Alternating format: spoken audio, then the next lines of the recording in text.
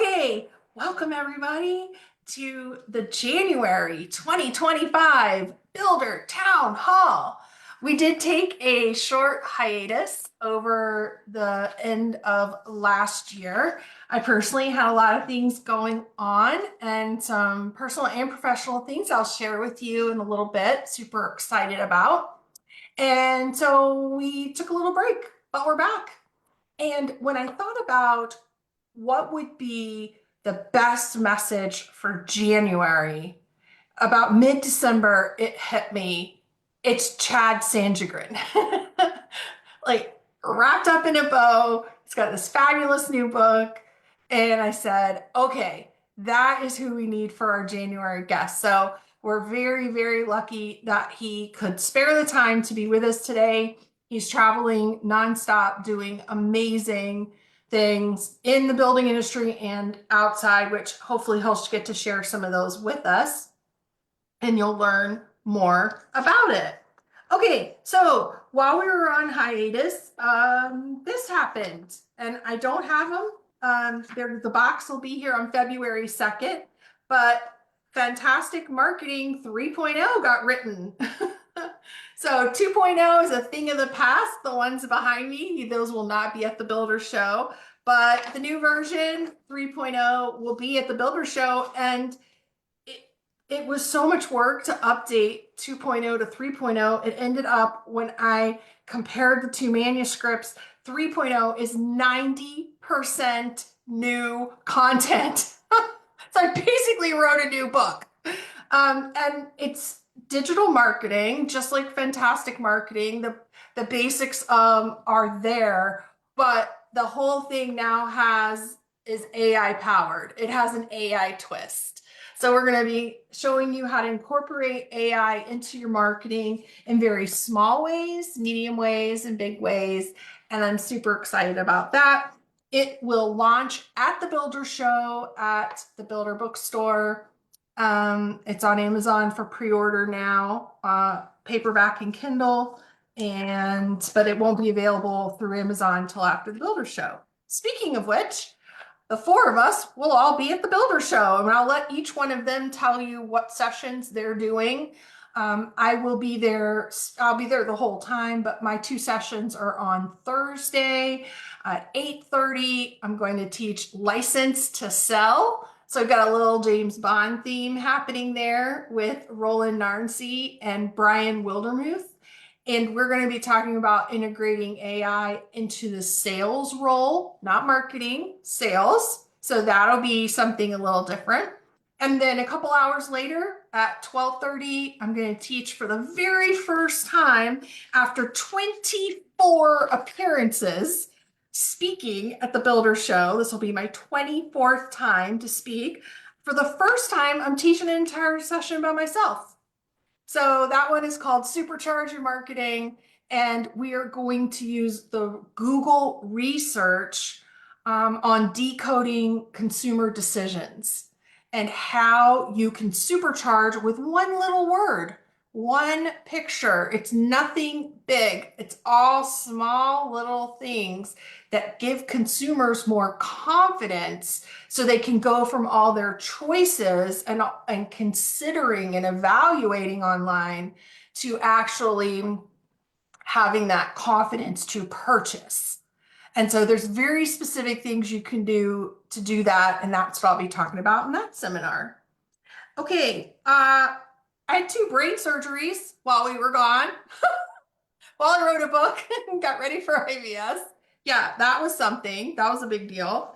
And then, of course, worked tirelessly on our Meredith Communications clients. We never stop doing that because we love what we do. I'm the host of Builder Town Hall, and Meredith Communications is my company. We do digital marketing for home builders, and we love it. And our team loves it, and I'm so grateful for them because they keep everything going when I have to step out and, like have a brain surgery. Okay, an update on Builder Town Hall for 2025. We're making a couple changes. The first change is we are going quarterly. That will begin, well, it's going to begin in January, I guess, but we're going to double up this first quarter a little bit. we'll have a March session, and then after that, we'll have a quarterly. So you might be thinking, well, what am I supposed to do the months in between? Well, I'm excited to tell you about my new live stream show that will be on the months between Builder Town Hall. It's called Mayor on Marketing. And it's a live stream mind share. And what I mean by that is I'm not prepping material. Y'all better show up and be ready to talk because we're going to have open conversation. I'll pick a hot topic. It's only going to be 30 minutes. It'll run Friday at noon on the months in between Builder Town Hall. We'll focus strictly on marketing topics. We can network. We can do whatever we want to do. Those of you that were in my marketing mastermind groups in the past know what this is like and how I run these. There's no cost. The only thing you have to do is show up, turn on your camera, and be willing to talk because I'm not going to do all the talking on these. Okay, and let's see, I covered all of that. Okay, let me just check all my stuff. Okay, so I'm ready to introduce Chad. Yay! You take a couple months off to get rusty. Okay, so I was so honored. I got one of the book release kits, and it had all this cool stuff, motivating, fun. And then I get the book and I start reading the book and it's amazing. And then we start talking to Carrie, and then Carrie goes and gets herself nominated to be a silver finalist for Sales and Marketing Professional of the Year, which we'll find out about at the Nationals, a Builder Show. All the finalists are wonderful, and we wish all of them luck. Carrie Moore. And so on the same day that Carrie finds out she's nominated, she receives these gorgeous flowers from Chad. And it's also her birthday. And like all of these come together, and it was this huge neon sign that just said, interview Chad, interview Chad. So I'm going to bring everybody back in so we can get our conversation going. And while they do that, I'll tell you a little bit about him and about the book and so forth. So the truth is that we're on January 31st. And by now, it's probably pretty certain that some, hopefully not all, but some of your New Year's resolutions have faded. Maybe they've dropped off a little bit. Maybe you're not, quite where you thought you would be when you started this year. And the truth is, resolutions may fade, but reality continues. And the reality that you wanted to change when you were so determined to want to change it, the roadblocks that continue to persist, even though our ability to keep our resolutions wane over time, and the resistance that you've been facing trying to get these resolutions or trying to get your goals or your life where you want it to go. Well, what Chad would tell you is that all of that is happening because of the story you tell yourself about yourself. And so that's really the key thing, and it's right over my shoulder. Keep telling yourself.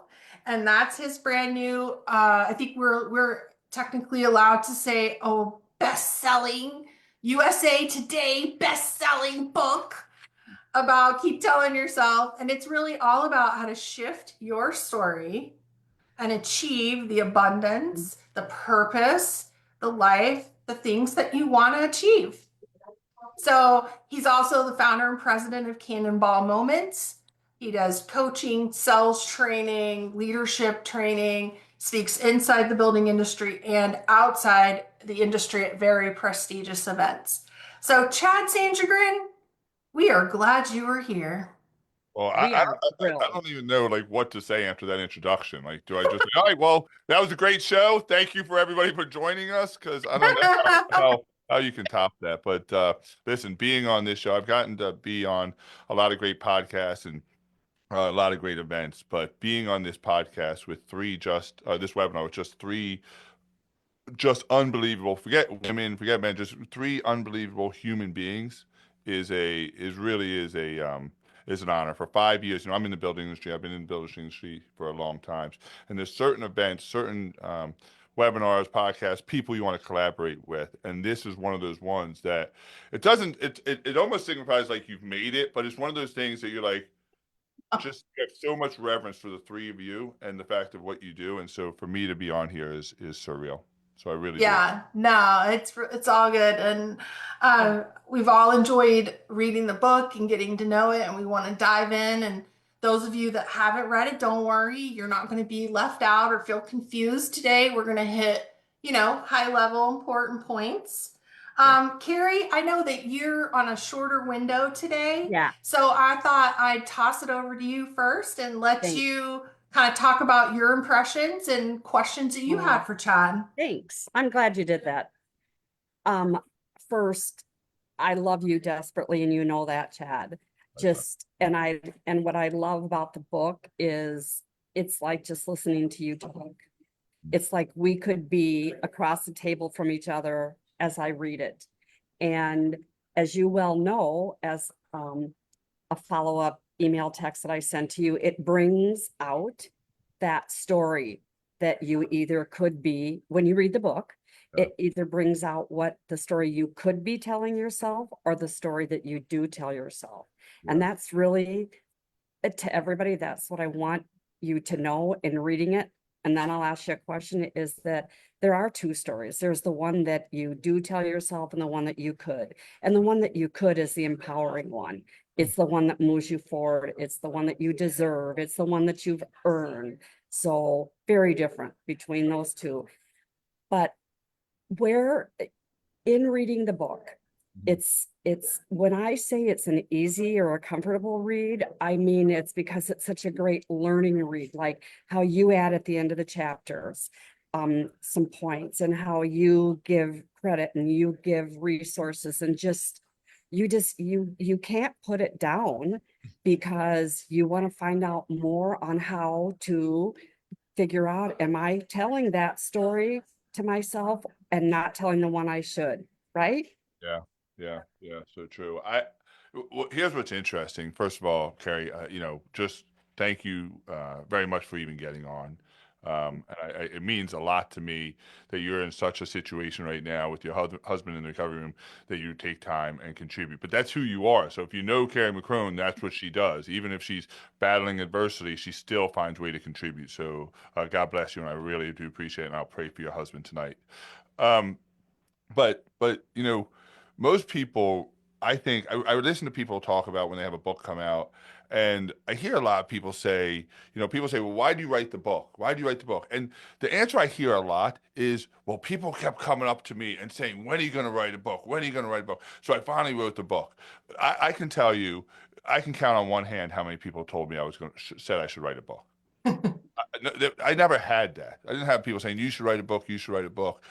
I wrote the book I need the most in my life. And what I mean by that, I wrote the book, I wrote it for others, but I wrote it more so for myself because my life has been driven by these stories and been driven to the point of desperation and right on the point of breaking. And it's been driven to places of abundance that have made me a better father and a better husband and a better Christian and a better speaker. And so I wrote the book so that I can go back at any point and eat my own dog food and say, all right, you're not living out what you wrote in this book. And so the book, the reason it took me 3 years to write the book, there's a couple of reasons, but one of the reasons is because I needed to find 3 years of me at my best self. And that comes and goes. And so it wasn't like sat down, and I wrote the book, and it was 3 years straight of me like, oh, I'm living the best life. No, it was 3 years of me being in the ditch and me self-sabotaging and me thinking I'm not worthy. And then there were times when I thought I was really like in abundance. I was in a grateful state. And so for me, you have these two stories. And what most people don't understand is that your stories take hold by your programming. And here's what very few people understand, and I know now, but I didn't know then, is that your programming starts 5 months before you're even born. And the most formidable years of your programming are from age -7 months or -6 months to the age of 6. And so now your programming happens all the way up until you die, but this is where the base of it happens. And so that becomes the foundation of what you see. Well, if somebody said, "Well, Chad, what was your programming when you were one?" I have no clue. I had no conscious ability to understand what I was around, what I was surrounded by, what I saw, but that was the foundation. And so my dad leaves when I'm 5 and I don't ever see him again. And I had programming of 5 years, 5 years, 7 months, or 5 years, 6 months up until that point that was wasn't abusive, but it was just a tumultuous relationship. It wasn't with my mom. My mom was 19 or 20 with 3 kids. My father was 20 years old. We had no money. I'm saying there was a lot of things going on that I had no conscious ability of, but that set the programming of how I saw the world. And then my father leaves and I become the victim in my story. As a 5-year-old kid, I create a victimhood story. And I didn't know it. I didn't like say, "Oh, I'm 5. I'm gonna create this story and this narrative where I get all the attention and sympathy by being less than." It just happened. It just took hold. And then you start to find what you focus on in life. And if you believe you're the victim and you believe you're less than, you believe you're not worthy, then you find reasons to support it. So it just solidifies. So that story it picks up steam and it picks up momentum. And it's not until you're jolted and not until you're consciously aware. I lived 25 years, unconsciously aware. I did not know what I didn't know, that there was possibility for a better life for me. I always thought it was for the other people, the rich people, the Yeah. smart people, the love people, the good looking people, the people that I could not. I attended speech pathology all through school because I couldn't talk because I have this very deep accent, a very very deep voice. I have a New York accent. I don't enunciate my words well, and so my voice was one of my height was another one, but like my biggest detriments where I was like, well, nobody can love somebody that speaks like me. I'm 10 years old and I have the voice of Pavarotti, not as good, but as deep. And, so like it creates all these themes. And it's not until you realize that we've created this life. We just don't see ourselves as the author. We think somebody else is the author. And you Yeah. don't take the power back until you take the pen back. And that's Yeah. with this book, understanding that at any point, if I'm the narrator of my life and I'm the author of my life, at any point, I can write a plot twist. At any point, I can literally write a plot twist and say, this is not how my life is going to be. And I have the power to do that. But until you do that, you don't feel liberated to actually write a story of abundance. Perfect. So I'm going to do 2 more things and then I'm out and I'm going to leave you in the capable hands of these 2 beautiful women because someone says he will be waking up soon. Okay. Darn. No, just kidding. Is that 2 things.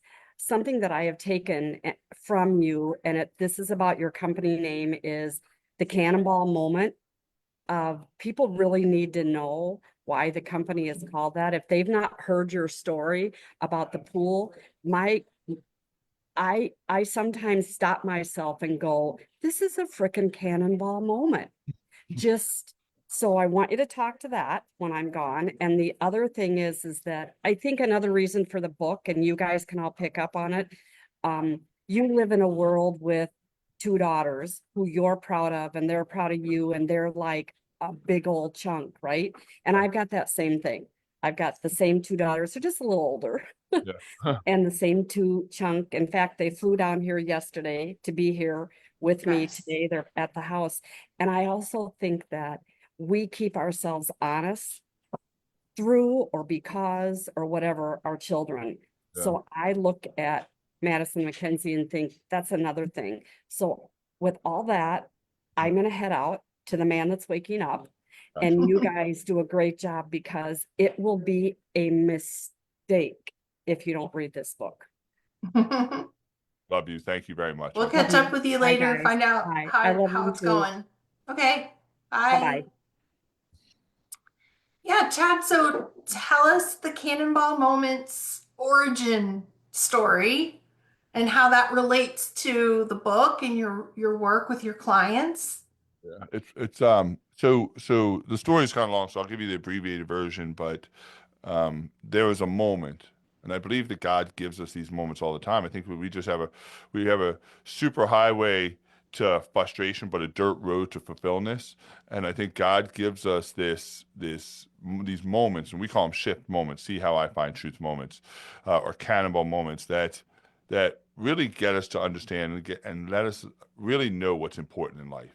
And there was a moment with my daughters, they were about, 8 years old, and we were in our backyard. It was after we had a party, a pool party, and um, where they had done a cannonball in the pool. And I think God, and I can say this, and I've said it a million times, but when I leave this earth, this is the last memory I want to leave the earth to.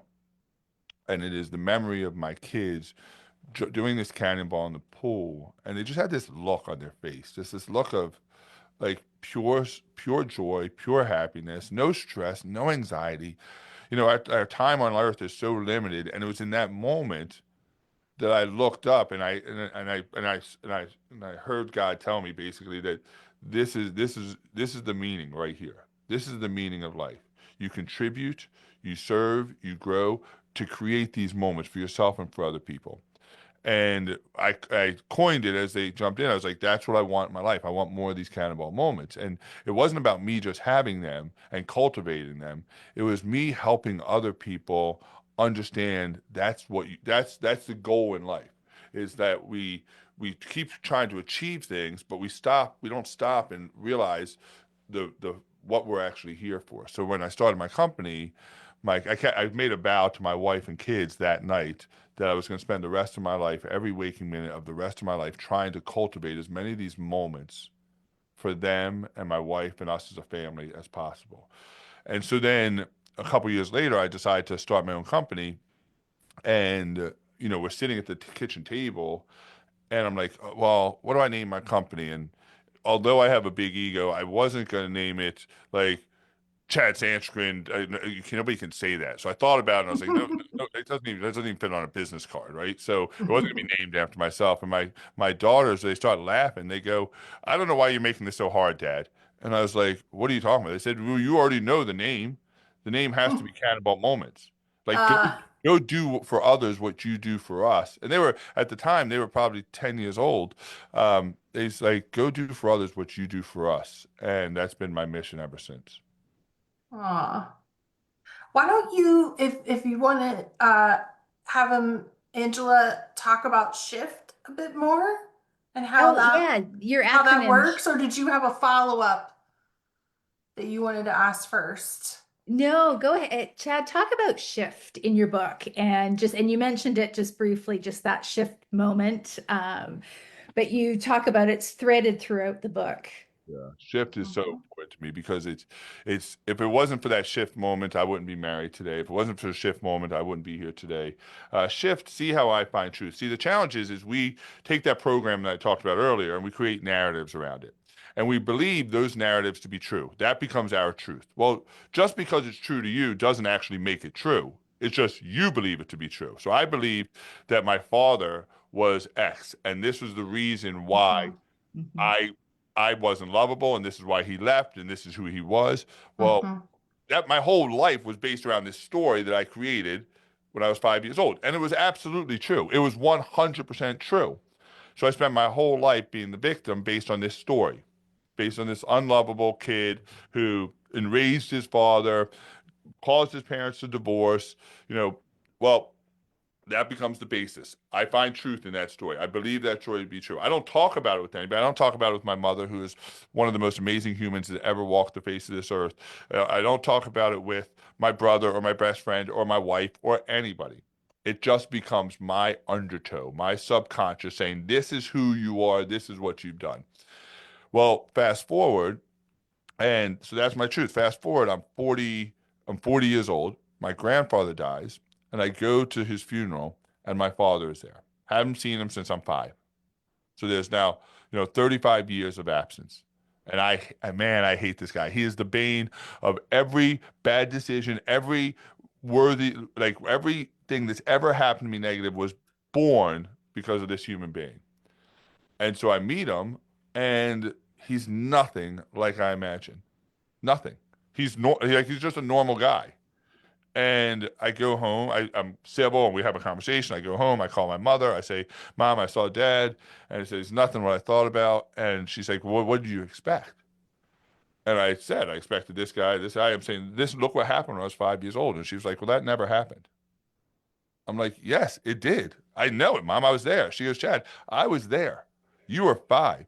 I know exactly what happened. And that never happened. Yes, this incident happened, but that's not how he responded. And I didn't leave the next day. I left like months later. And so I was like, well, how can that be true? Because I know this to be true.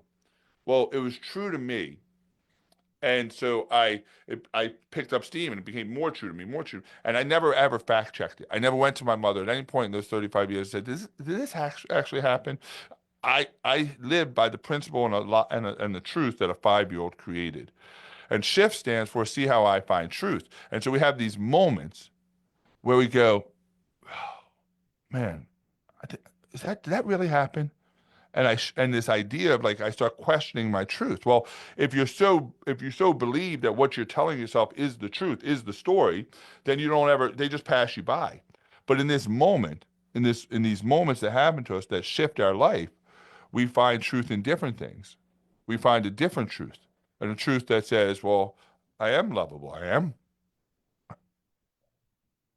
am worthy of success. Yeah. I can contribute. I can do these things. And that becomes our new truth. The challenge is most people don't stop and get that at that shift moment until you're ready to see it. And once you're ready to see it, these moments happen all the time. And so it's about sitting in that moment when God speaks to you and says, hey, you need to question what's going on because the story you're telling yourself, the truth that you're telling yourself isn't serving you at your greatest level. And once that happens, now you've rewritten a new truth. That becomes my story I'm going to hold on to. And when things get tough, when things get hard, I can say, hey, listen, I define what I believe to be true. And if I believe it to be true, I'm going to believe the things that embolden me, that make me powerful, that make me believe I'm worthy, as opposed to these things that keep me in the ditch. I can relate to that. I've had 2 of those moments that were one of those life changing. I always refer to them as lightning bolt moments because they kind of like hit me like boom, they got my attention. It was more than just your average little subconscious thought. It was like and I remember being 24 years old and I had always had a goal of being a professional speaker. Was pursuing this other track. It, I did well, but I didn't do well enough. And when it was done, I was just bereft. Like I had nothing. I was like, I have no plan now. I have no nothing. And then I'm sitting at a light and a traffic light, and the lightning bolt or the shift moment happens, cannonball moment, and it goes, well, if you want to be a professional speaker, just be a professional speaker. You you don't have this whole other track you were on to try to launch you in more of a celebrity, spokesperson way. Like that would have been nice. That would have been a great way to launch. But if you want to launch, girl, launch. You know? And then in this most recent journey of my health journey of not really being able to be exactly what I wanted to be, that I spent 20 years building a speaking career, and it's hard for me to travel these days. I don't do it a lot. And I've had to rewrite the story of you don't have to be a professional speaker that you worked 20 years to build to be a successful person.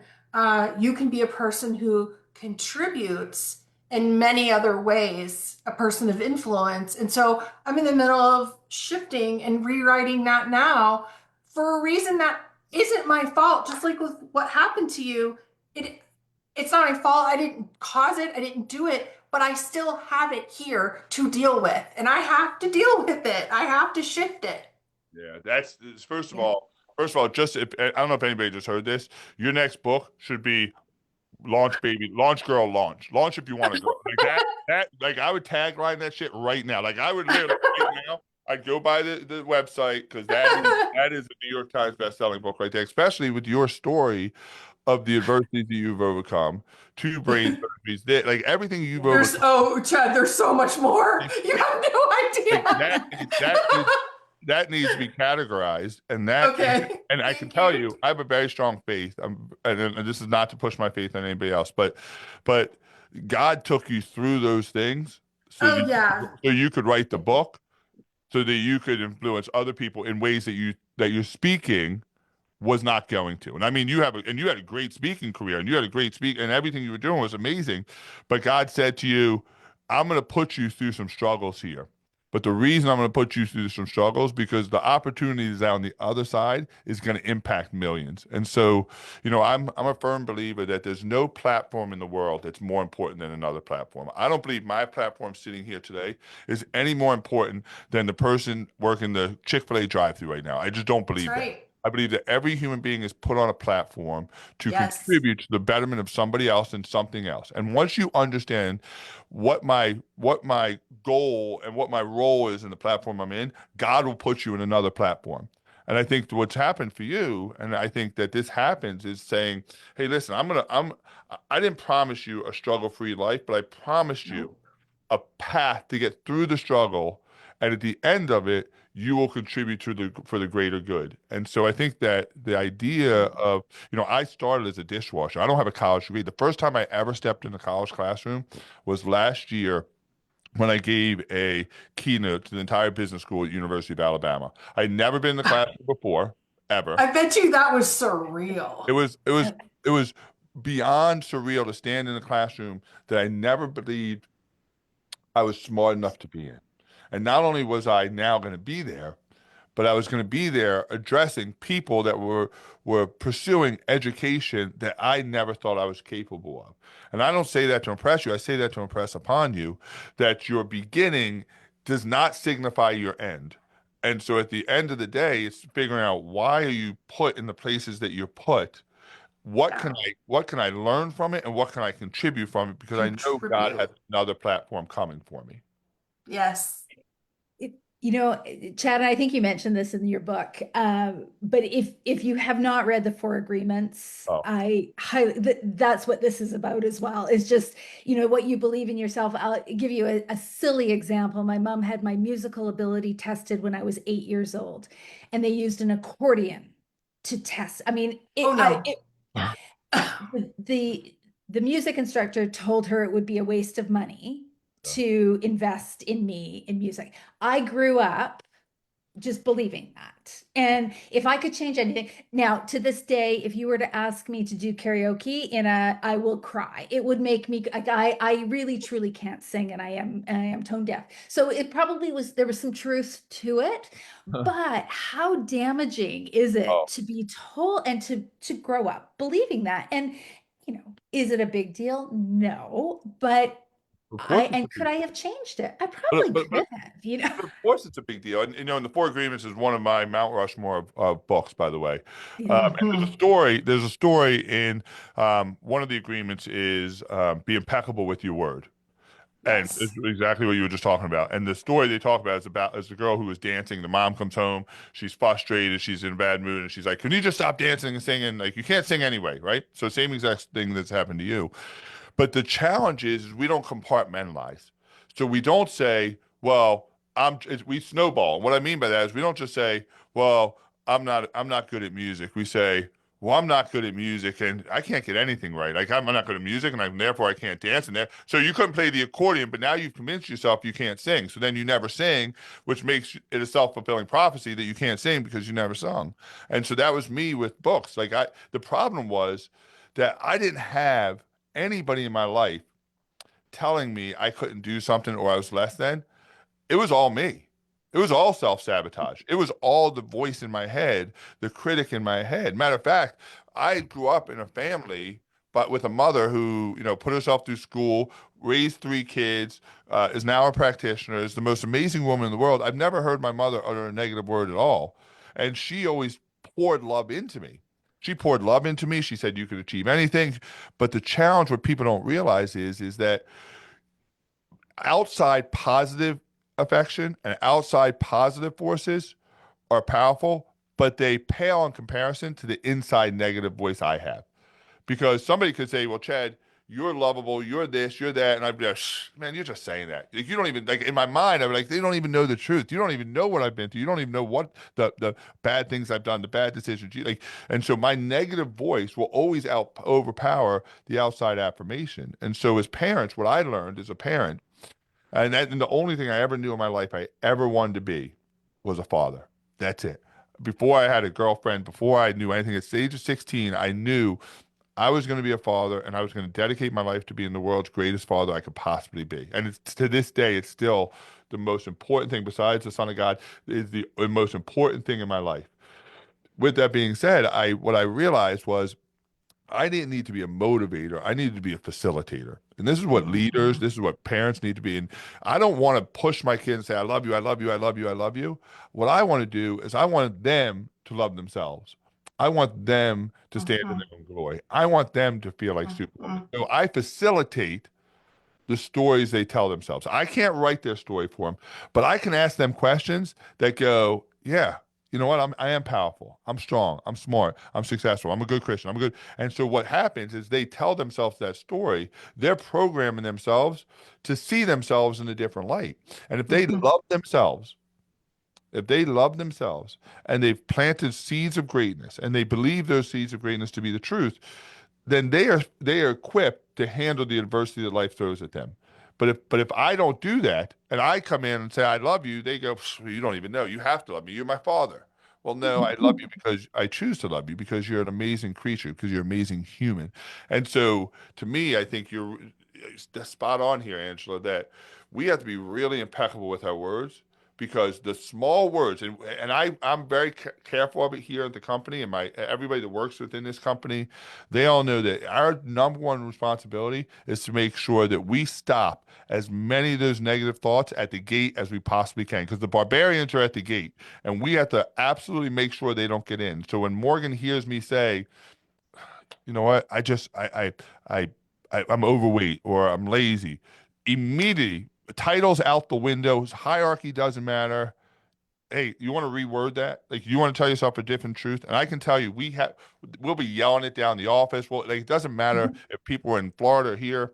We have to make sure that we have people in our life that don't let those barbarians in past the gate.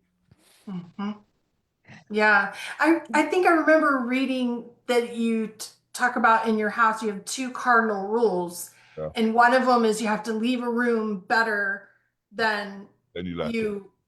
Yeah, I might not be saying Yeah, it no, right. you're exactly right. Yeah, we have I believe you have a moral obligation to leave any room that you walked into with better energy than before you walked into it. And Yes. what happens a lot of times is we don't know it, but we become the energy vampires. And so we walk in and we suck the energy out of the room. And, there's a lot of times, even for me, I was kicking off a new client this week in Dallas. And I had had a pretty rough night the night before, and I was exhausted and I was tired. And the critic in my voice was as loud as it's ever been. Chad, you're going to screw this up. They're going to realize you don't know what the hell you're doing. You should just call it off. Don't do it. Come up with some excuse. You're sick. You're whatever, but don't do it. Just reschedule because you're going to screw this up because everything you've ever worked for is going to be found out. This is what's happening in my head the morning, like 2 hours before I have to kick off this client. I'm by myself. I'm doing a walk on 75 hard. I'm bawling, crying. I'm frustrated. I'm tired. I don't I don't feel good about myself. And I had a choice in that moment of reshaping the narrative. And I knew if I walked into the room with that narrative, it was going to be a self-fulfilling prophecy. I was going to suck the energy out of that room.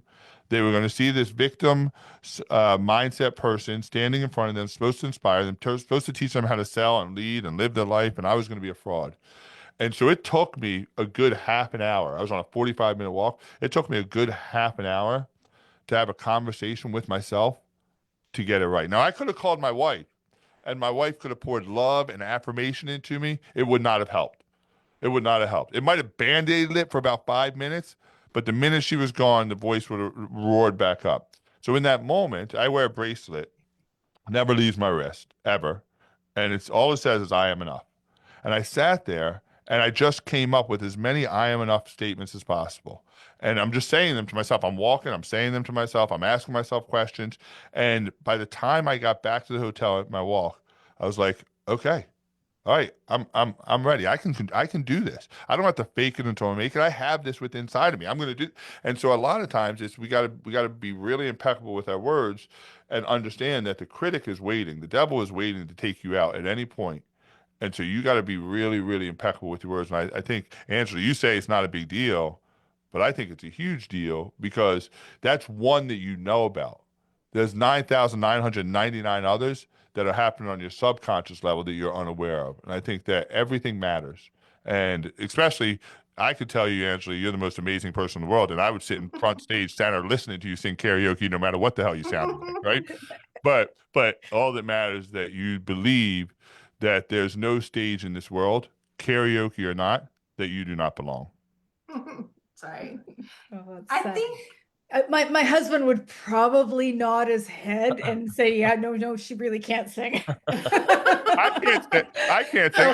So I You know do what? accept. I do accept. I cannot stand the I shouldn't say cancer. I really don't like the phrase like dance like nobody's watching. I love the idea of dance like everybody's watching, but you just don't give a damn. But I don't care. Yeah, no, that's me. Like, That's I don't care. Yeah. I'm the worst singer in the world. I will walk around this office singing at the top of my lungs. Good. It's always Billy Joel, by the way. But it's I will walk around singing Billy Joel all day long. No, Solid I choice. am a horrible singer. It doesn't matter. I think one of the things I appreciate that you're saying, and that I hope everybody that's listening and that will end up listening to the recording will really take in, is that he is actively working. It is a practice to shift your mindset. This is not a poster we put on a wall and then go, I'm fixed. Okay. This is not something where you call somebody else, even though they may love you to death. And I'm not saying occasionally you don't need to call somebody else for some encouragement and support. But ultimately, what you're hearing Chad saying is that he had to do this work and develop this practice for himself. And that's the only way any of us can shift from one story to another. So good. Oh, yes, yes. What I realized is my life goal, one of my life goals is to live to be 102. And the reason why, if I live to 102, my wife and I will celebrate a 75-year wedding anniversary. I can die the day after our 75-year wedding anniversary, but I just want to be married to this woman for 75 years. I will tell you on March 16th of this year, I will have been with her longer than I have not been with her. And that's an important day in my life. And so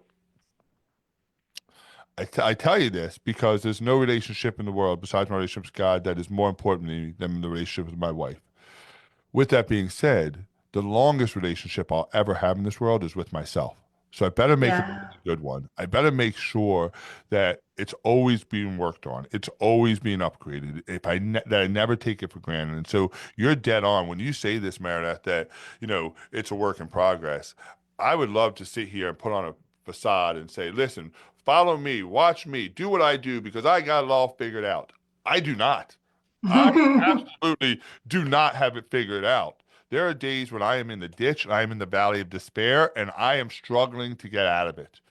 There's a lot of days that I'm feeling really good and I have a life of abundance. But if anybody thinks that they're going to read a book or listen to a podcast or get on a webinar and that's going to be the silver bullet and just do this and your life is going to be great, well, if you find that, send it to me. Let me Please. so I can We buy all it. need it. Please We all need it. share. I've looked. It's not on Amazon yet, right? I can't prime it. And so for me, it's an everyday, constant battle to try to figure out how do I feel comfortable in the wardrobe that God chose for me. And it's an everyday battle for me. And so I appreciate the fact that you say that it's a work in progress. It's a practice because I'll tell you, just about the time you think you figure it out, you get a major curveball that asks you to redefine everything about yourself. And that could come in the form of a health challenge like mine, but it could come in the form of an end of a long-term relationship, the death of a close friend, financial difficulties. Like you said, we weren't promised that it would be easy. So these things come along and then we have to get our toolbox back out and Yeah. remember what we used to know about how to find our way again. And then we start finding our way again. Oh my God. Inch. Oh my God. You are so dead on. But what's even more so, Meredith, is that it doesn't always happen when bad things happen to you. You know, I wrote this book True. and I wasn't sure if anybody was going to buy it, if anybody was going to read Well, it, right? yeah. And it had So this. how all authors feel. It really. I had never written a book. Right? I had never gotten. My graduated high school with a 1.6 grade point average. I had never got anything higher than a D in an English class ever. And so, I was never an avid reader until I met my wife, and then now obviously and have become. But you know, I get this book, and it gets picked up by Penguin Random House and Ben Bella Books, and I'm like, this is like amazing.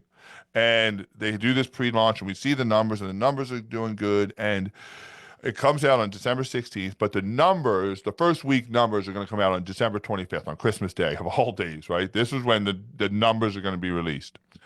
And, my publisher's like, Chad, it's going to be, we feel good. We got a ton of pre-sales. Barnes & Noble is going to pick up in all this in 126 of their initial stores. Like, we're doing good, Chad. Well, Christmas morning, I don't know if I'm allowed to say this, but I'm going to say it. Christmas morning, since my kids have been alive, Christmas Eve, we all sleep together. All four of us sleep together in the same bed, 25 years or 21 years now. So And sweet. so all of us are sleeping together. My wife wakes up because she wants to check the numbers. It's 5 o'clock in the morning. My wife's like heavily So bet, excited. right? So excited. And so I'm sleeping. And so I wake up around, I don't know, 6 a.m., 6:15, 6:30. And I walk out of my bedroom door, our bedroom on the second floor. I walk out of my bedroom door, and my wife is standing outside the door. And she's not saying anything because she doesn't want to wake the girls up, but she's jumping up and down, smiling. Now, I don't know. I don't know if she's having a stroke. I don't know if she's like, what's happening? I just like, what is happening right now, right? And I'm still like in a daze and confused. And she's bawling. I mean, she is bawling, crying like I've never seen her. And she said, you made the USA Today best-selling list. Your book is the #2 business and self-help book in the country right now. And I had this wave of emotions. What I realized though is I wasn't happy. I wasn't happy in that moment. I was relieved. I couldn't be happy. I couldn't, and immediately as I was relieved that like all this hard work had meant something, that it didn't bomb, that I wasn't going to look like a failure, that I wasn't going to feel like a failure. The next thought after that moment, it wasn't even a second later, was, well, shit, what now? Like, what now? Like and what the critic wanted to tell me was, well, okay, this was good, but if you don't do something else, people are going to find out. You better figure something else out. And so in that moment, I couldn't even be happy in that moment because I was so worried that I was going to that it was going to fail, that something else was going to happen. So I was relieved, not happy. And I was scared that now because the more you achieve in your life, the more you become. Because now I'm a nationally acclaimed best-selling author, which sounds amazing on a podcast. It sounds amazing in a book, but in my head, you know what it sounds like? A really far way to fall now. Pressure. The clip It is sounds getting like higher. pressure. Yeah, that's exactly right. Right. And I like the idea of pressure, but Me it comes too. with its own like Abs- internal struggle. And so your external success does not equal your internal peace. I can tell you that, at least not for me. And so I think that it's not just these moments won't just happen to you when you're dealt a blow. Sometimes the hardest thing to do is swallow success and to accept Mhm. success in your life. Yes. Oh, I think that's absolutely. true. I think the feeling of being relieved at the end of a major project, that that your job was riding on, Yeah. the feeling of being relieved at the end of the super sales round Yeah. when I not only speak in it but produce the entire event. There were so many years I don't know how many years I did it, that I walked away off stage at the end in tears and shaking because the relief of it being done was so much harder than walking out and commanding the stage and putting on the show, because that was me thriving under pressure. That's me, my version of being an athlete, because I can't run like you or do anything athletic. But for me to do all that, that was me like, I have to get to the end of the marathon. I have to cross the ribbon. Yeah. Yeah. And I would do it and enjoy it. But then when it was done, it was miserable. And not because I had such a great time doing it. Right. Yeah. It's just like it's over It's now. more like it's out there in the world now for everyone to judge and to gossip about in the hallway, which happens immediately. And then the relief of it, I can so relate to that. Well, you just And said it's important. Every time I sell a book, every week we get the numbers of the books, and they keep coming back, and they keep great, and we're getting more sales and more sales, and we're a month or 2 months into this book, a month and a half into this book, and the numbers are mind blowing to me. I don't know if my mother just has a garage full of these books because she keeps ordering, but I don't care. Like the numbers are so good, and every time we get a book sale, I'm like, well, there's another person that can judge it. There's another person that can judge that's how it There's another feels person that can judge to it. be a creator. Chad, Oh, you have 74 5-star ratings. I'm on Amazon right now. yeah. So you are That's doing incredible. something right. Yeah. The rest of the people just haven't got on yet, is what I tell myself. But See, stop it. Stop it. So Yeah. I'm just looking at the time right now Yeah. but what are some of the things? I know you said there's no silver bullet and there's just, but what are some of the things in the day of the life of Chad, a day in the life of Chad? You accomplish a lot. And you are an amazing parent or an amazing father. You're an amazing husband. You have a successful career. You are accomplishing 75 hard. I don't know if everybody knows what 75 hard is, but I was one of Chad's first students in Yeah. 75 hard about 5 years ago, and That's it is right. flipping hard.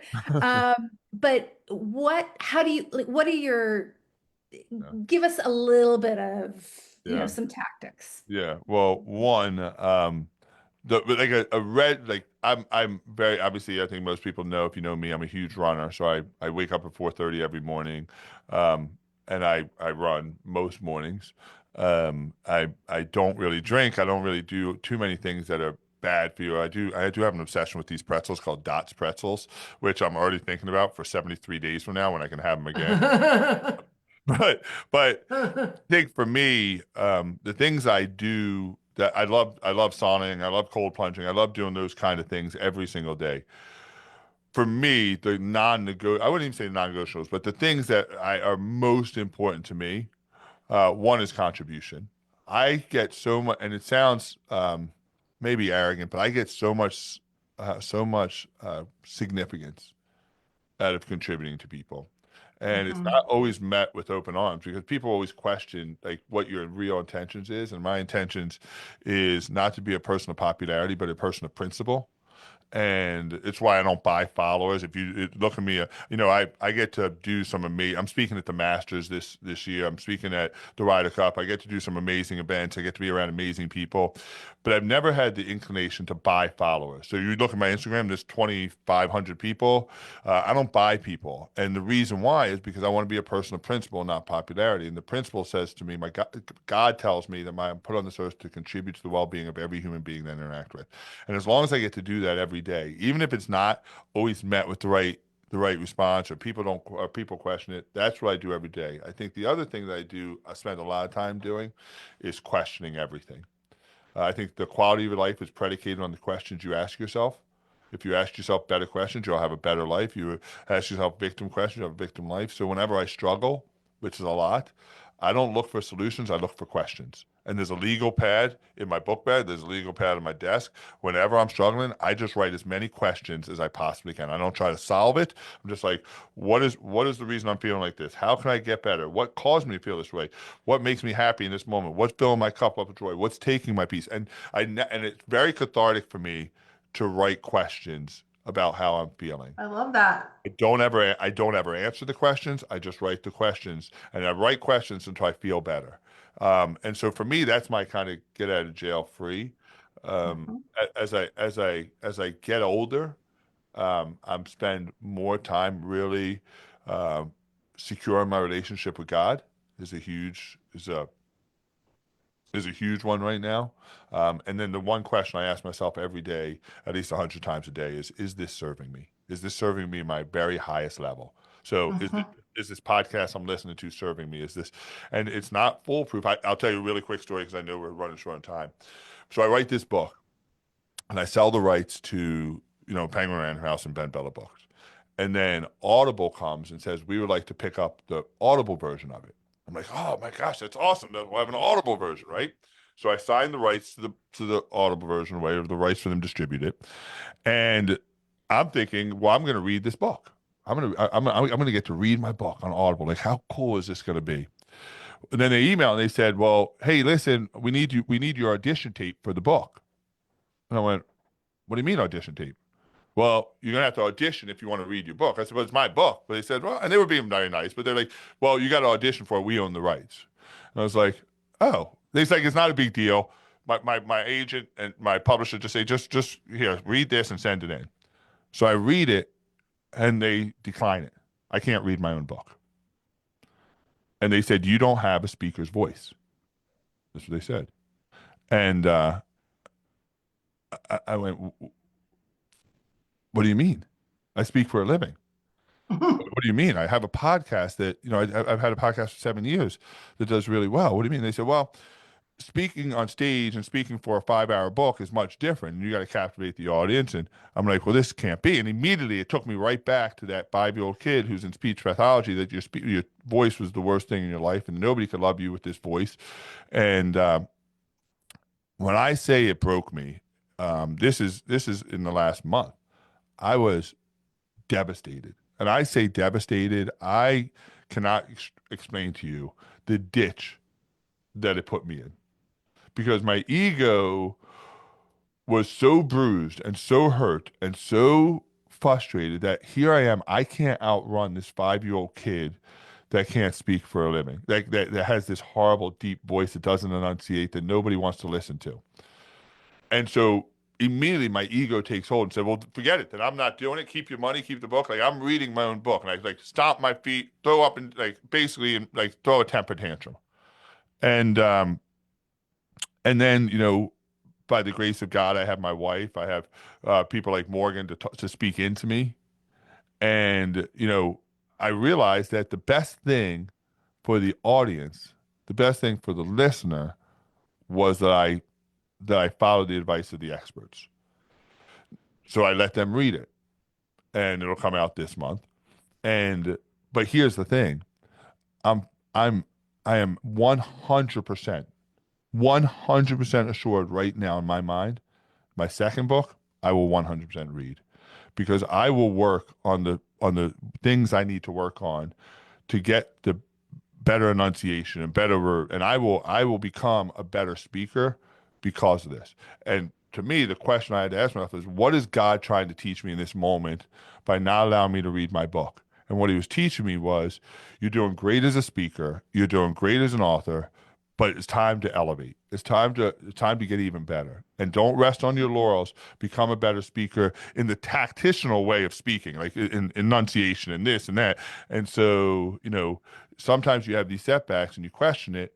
And for me, it motivates me to become that version 2.0. I would just encourage you to listen to as many audiobooks as possible. That's really my main way of being able to consume books, because my screen time is so limited each day. And so I listened to 70 audiobooks last year. Wow. And I could tell you that, not to take anything away from the disappointment that you felt, but after I listened they were almost all different narrators. Most of them, there were a few that were the same, but most of the 70 were all different. And it is its own art form. And there is nothing about your speaking voice in interpersonal communications or from a stage that has anything to do with the art of being a voice artist. These people are voice artists. Yeah. And to make a book, I listen to books that are 38 hours long. Oh, geez, Like, geez. Game of Thrones. I listen because the only way I could read it is if I listened to it. Oh yeah. Like very detailed, very intricate, and these voice artists are amazing. So I would on that one, I wouldn't read another book the regular way. If your goal is to narrate your own, Yeah. every book you consume from here to there should be audio. It would be my tip. Yeah, I love that. Yeah, thank you very much. That's a great. I will 100% be doing that. That's a great tip. So, thank you very much. Yeah. Well, thank you very much. Angela, Yeah. any last words from you?